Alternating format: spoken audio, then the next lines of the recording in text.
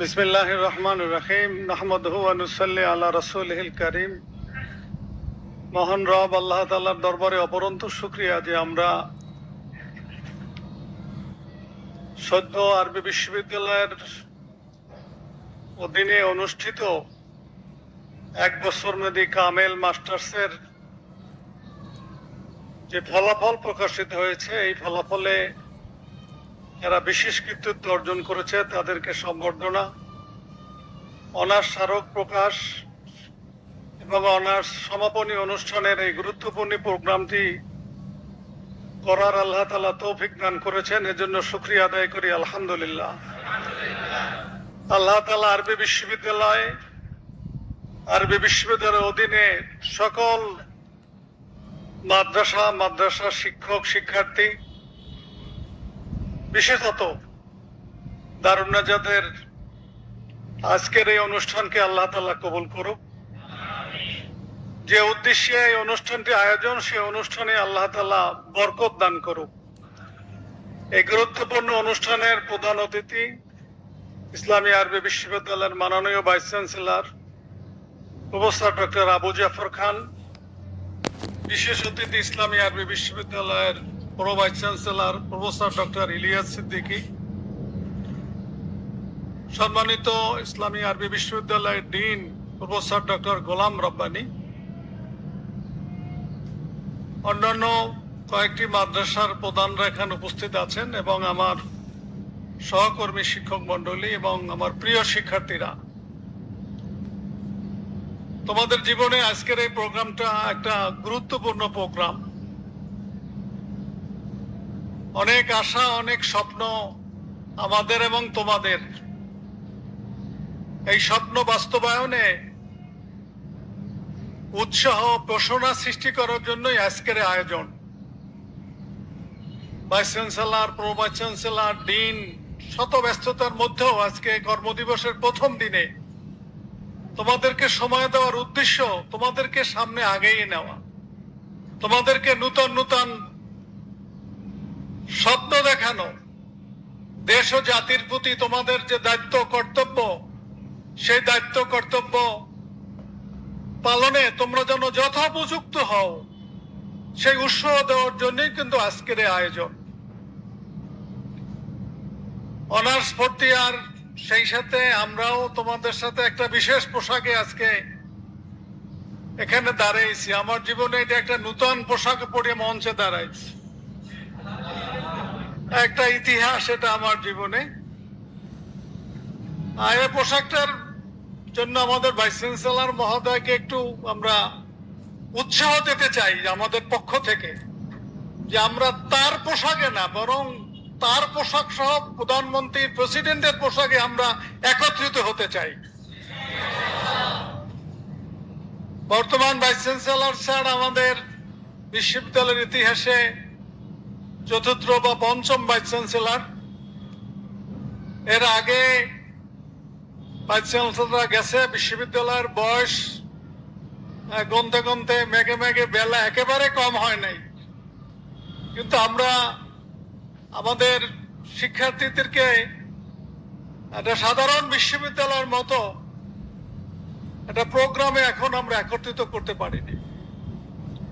যদিও আমাদের বর্তমান ভাইস চ্যান্সেলর মহোদয় কিছুদিন আগে শ্রেষ্ঠ শিক্ষা প্রতিষ্ঠান, শ্রেষ্ঠ শিক্ষার্থী অ্যাওয়ার্ডের একটা অনুষ্ঠান করেছে, মাননীয় শিক্ষা মন্ত্রী মহোদয় সেখানে উপস্থিত ছিলেন। এটাও বিশ্ববিদ্যালয়তে একটা নূতন ইতিহাস। এজন্য ভাইস চ্যান্সেলর স্যারকে আমি কৃতজ্ঞতা জানাই, মোবারকবাদ জানাই এই অনুষ্ঠানটির আয়োজনের জন্য, এবং আশা ব্যক্ত করতেছি আগামী দিনে আরো বড় আকারে যে অনুষ্ঠানটি করার ভাইস চ্যান্সেলর মহোদয়ের যে ইচ্ছা আছে, সেই ইচ্ছা যদি দ্রুত সময় বাস্তবায়ন করতে পারে, সেজন্য আল্লাহর কাছে আমরা দোয়া করতেছি। প্রিয় শিক্ষার্থীরা, তোমাদের উদ্দেশ্যে আমার বিশেষ কথা। এর আগে আমি আজকে অতিথিদের উদ্দেশ্যে বলতে চাই, আজকে ভাইস চ্যান্সেলর মহোদয়, প্রো ভাইস চ্যান্সেলর এবং ডিন এরা সবাই দারুন নাজাত সম্পর্কে তাদের কম বেশি ধারণা আছে। দারুন সিদ্দিকিয়া কামেল মাদ্রাসা, এখানে সব বিষয়ে অনার্স আছে, সব বিষয়ে কামেল আছে, সব বিষয়ে এক বছর মেয়াদী কামেল বা মাস্টার্স আছে।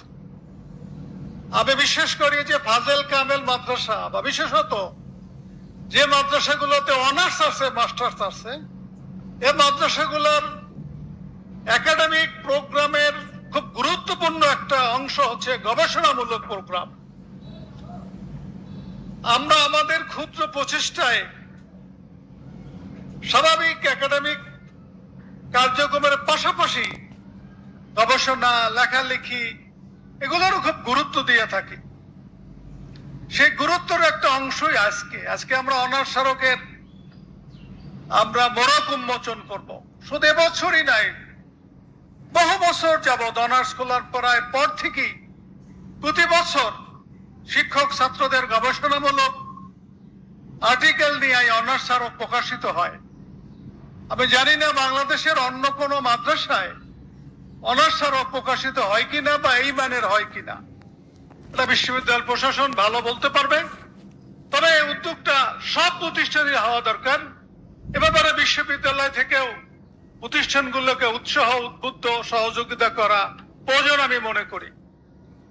শুধু অনার্স স্মারকই না, ইতিমধ্যে আমাদের কামেলের বুখারী শরীফ, পূর্ণ বুখারী শরীফ প্রথম থেকে শেষ পর্যন্ত খতম শেষ হয়েছে।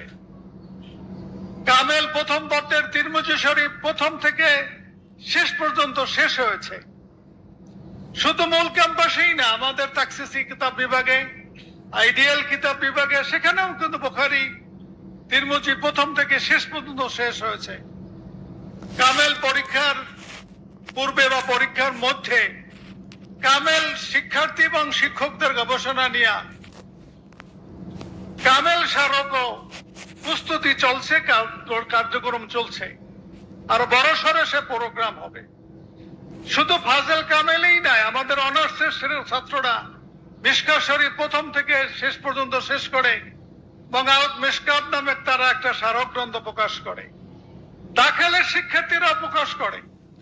প্রতি মাসে আমাদের এখানে শিক্ষক ছাত্রদের লেখা নিয়ে মাসিক নূতন বিকাশ প্রকাশিত হয়। আমাদের শিক্ষক শিক্ষার্থীদের লেখা নিয়ে ত্রৈমাসিক সৌতুন নাজাত আরবি পত্রিকা প্রকাশিত হয়।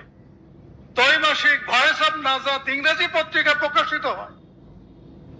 এছাড়া ব্যক্তিগত ভাবেও আমি দেখছি আমাদের অনেক শিক্ষকরাই নিজে অনেক শিক্ষার্থীদের ইতিমধ্যে অনেক বই প্রকাশিত হয়েছে। অতিথিরা নিশ্চয়ই যদি খেয়াল করেন যে আমাদের একাডেমি বন্ধের অলে অলে অনেক দেয়ালিকা প্রকাশিত হয়েছে এ মাসের। বিভিন্ন হল, বিভিন্ন শ্রেণীর উদ্যোগে বিশেষ পর্ব, বিশেষ দিবস, দেয়ালিকা প্রকাশ করা হয়। এছাড়াও আমাদের অ্যারাবিক ল্যাঙ্গুয়েজ ক্লাব, বিতর্ক ক্লাব, তারপরে আমাদের ইংরেজি ক্লাব, অনেকগুলো বিষয় আমাদের সহ পাঠ্যক্রম আছে। আমাদের সীমাবদ্ধতা, আমাদের সময়ের স্বল্পতা, আমাদের অবকাঠামোগত স্বল্পতা, নানা কারণে আমরা হয়তো যথাযথ এগুলো আঞ্জাম দিতে পারতেছি না, কিন্তু আমরা চেষ্টা করতেছি।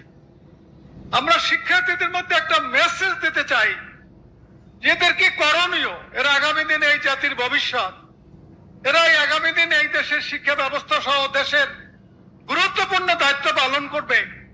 সেখানে তাদের কি করণীয়, সে বিষয়টা সম্পর্কে এদেরকে আমরা নির্দেশনা দেওয়ার আমরা চেষ্টা করি। আমি মনে করি আমাদের বিশ্ববিদ্যালয় প্রশাসন যেভাবে এবার সব মাদ্রাসায় আমাদেরকে গাছ লাগাইতে উদ্বুদ্ধ করছে, আমাদের সরকার প্রধানমন্ত্রী ফুটবল টিম গঠনে আমাদেরকে বাধ্য করছে, আমি করি বিশ্ববিদ্যালয়ের উদ্যোগে যে সব মাদ্রাসায় একটা গবেষণামূলক বার্ষিকী প্রকাশ করতে হবে, এরকম একটা বাধ্যতামূলক সার্কুলার বিশ্ববিদ্যালয় প্রশাসন থেকে আসা দরকার। এবং ফাজেল কামেল মাদ্রাসার বার্ষিকী হবে গবেষণামূলক, সেটা কৌতুক আর অন্যান্য বিষয় নিয়ে না, সেখানে কম বেশি কিছু গবেষণামূলক প্রবন্ধ ইনক্লুড থাকবে। এ ব্যাপারে মনে হয় বিশ্ববিদ্যালয় সহযোগিতা করতে পারে, আর্থিক দিয়ে হোক পরামর্শ দেওয়া হোক, কোন আইনের মার পাশে দেওয়া হোক, আমি ভাইস চ্যান্সেলর মহোদয়কে অনুরোধ করব, আসলে তো গবেষণা শিক্ষা ছাড়া কখনোই মেধার বিকাশ ঘটানো সম্ভব না। এটা শুধু আমার কথা না, এটা সকলের কথা, সর্বকালের সর্বযুগের মানুষের কথা। আমরা চাই আমাদের শিক্ষার্থীদের মধ্যে এই চেতনাটা সৃষ্টি করতে, যে জ্ঞানী শক্তি, ইমানি শক্তি, নৈতিকতাই শক্তি, এই বিশ্বাসকে বদ্ধমূল করাতে দারুণজাত ভিন্ন চিন্তা নিয়ে প্রতিষ্ঠিত, ভিন্ন চিন্তা নিয়ে পরিচালিত এবং প্রতিষ্ঠার এই 34-35 বছরের মাথাও নানা প্রতিবন্ধকতা, নানা চক্রাঙ্গানি, নানা ষড়যন্ত্রের মধ্যেও দারুণজাত তার লক্ষ্য থেকে তিল পরিমাণও বিচ্যুতি ঘটে নাই। হাজারো প্রতিকূলতা মোকাবেলা করে আগায় যাইতেছে সামনে, ইনশাআল্লাহ আল্লাহর রহমতের সামনে আগিয়ে যাবে।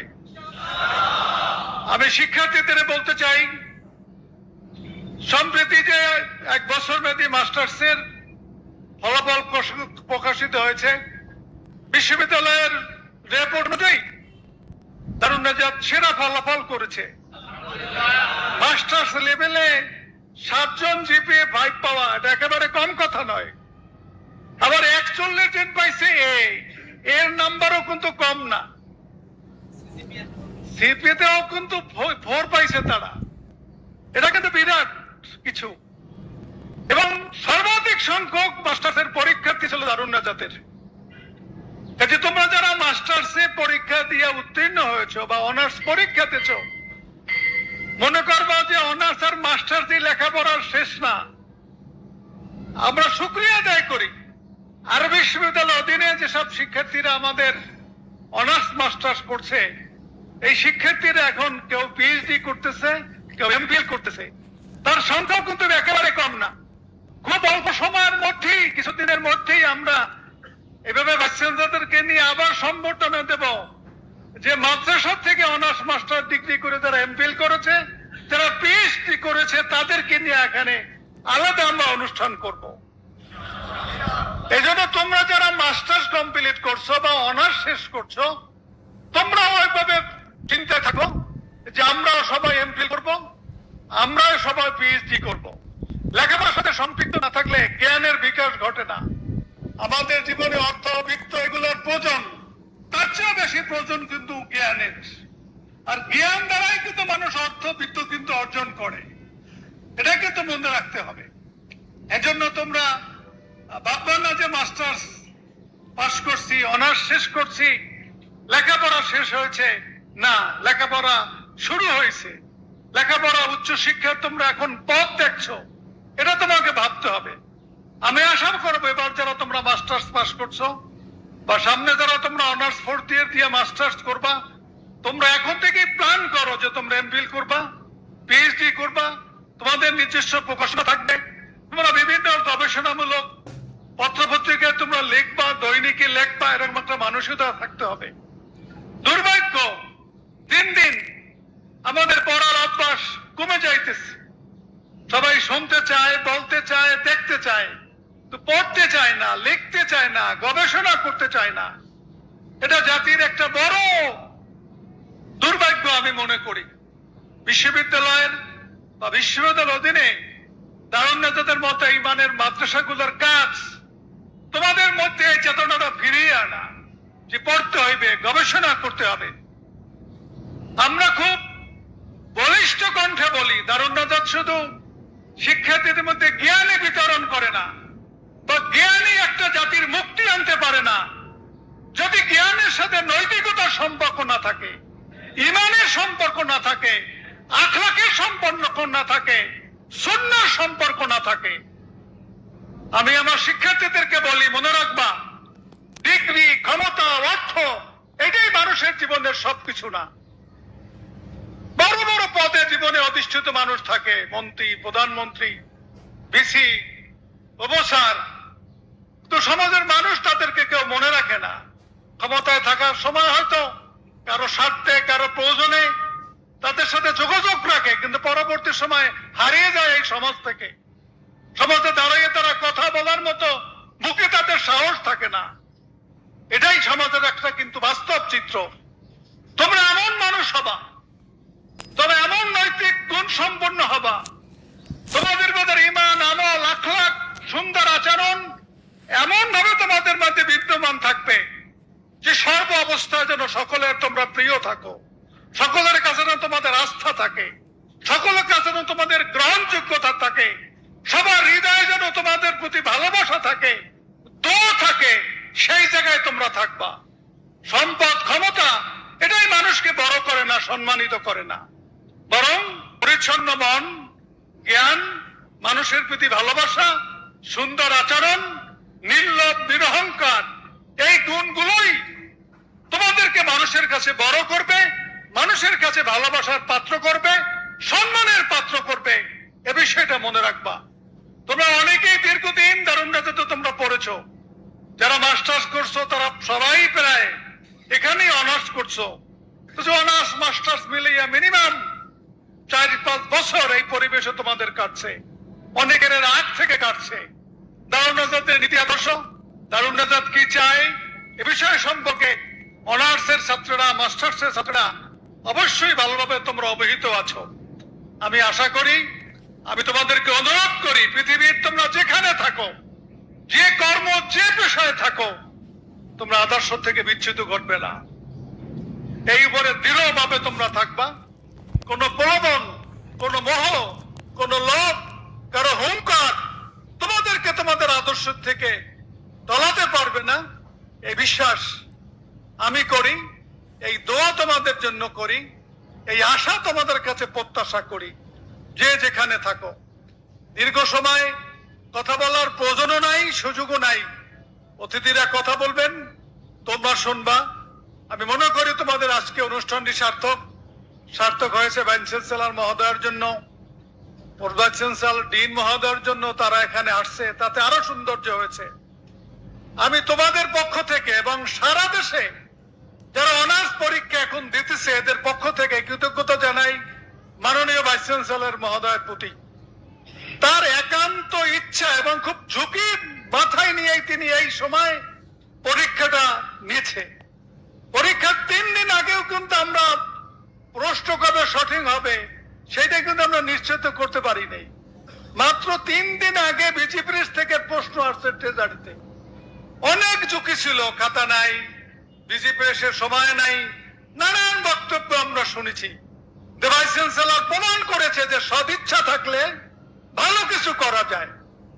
এটা প্রমাণ। এইটা শিক্ষার্থীদেরকে যদি টাইমলি পরীক্ষা নেওয়া যায়, টাইমলি ভর্তি করা যায়, টাইমলি সিলেবাসটা শেষ করা যায়, আমি মনে করি মাদ্রাসা শিক্ষার একটা গতি আসবে। গতি নষ্ট হওয়ার কারণ কিন্তু এটা, সবাই বলে ততদিন ঘটেছিল, ততদিন ক্লাসে ছাত্র ছিল। বিশ্ববিদ্যালয়ে গেলে ছাত্র ক্লাসে থাকবে না কেন? এর কারণ ভর্তির একটা দীর্ঘ সূত্রিতা। জাতীয় বিশ্ববিদ্যালয়ে ভর্তি শেষ হওয়া লাগবে, সব জায়গার ভর্তি শেষ হওয়া লাগবে। ভর্তি পরীক্ষা শেষ হইতে হইতেই বহু ছাত্রের মেধা নষ্ট হয়ে যায়, চরিত্র নষ্ট হয়ে যায়, আর্থিক তারা খুবই সম্মুখীন হয়ে যায়। এজন্য স্বল্প সময়ের মধ্যে ভর্তি প্রক্রিয়া সম্পন্ন করা, স্বল্প সময়ের মধ্যে কোর্স সম্পন্ন করা। তোমরা এখানে যারা অনার্স পরীক্ষা দাও, যেহেতু লাইভ প্রচার হইতেছে, কথা বলা ঠিক না, তারপরও সারা দেশের মাদ্রাসাগুলোর বড় একটা অংশ শিক্ষার্থীরা পৃথিবীর বিভিন্ন বিশ্ববিদ্যালয়ে পড়ে, কয় মাস ক্লাস হয় সেখানে, তাদের সিলেবাস বাকি থাকে না, পরীক্ষা বিলম্ব হয় না, রেজাল্ট দিতে দেরি হয় না, 6-7 মাসের মধ্যেই কিন্তু তার সব কোর্স শেষ হয়।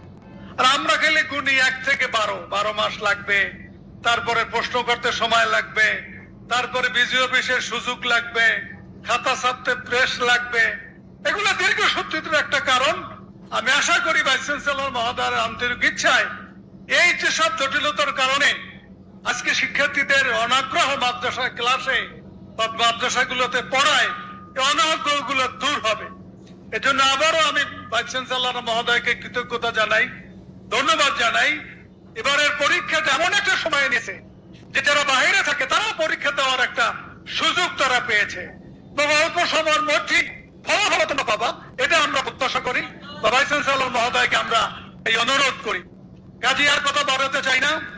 তোমরা হতাশ হবা না, নিরাশ হবা না। জীবনে বড় হইতে, ভালো হইতে তোমরা চেষ্টা করো। আল্লাহ পাকের দয়া অপরন্ত। আল্লাহ পাকের দয়া অনুগ্রহ ছাড়া কখনো বড় কিছু হওয়া যায় না, ভালো কিছু করা যায় না। তবে সেই সাথে নিজের প্ল্যান থাকতে হয়, নিজের চেষ্টা, শ্রম, কৌশল থাকতে হয়। আশা করি তোমরা সচেতন, আশা করি তোমরা সতর্ক।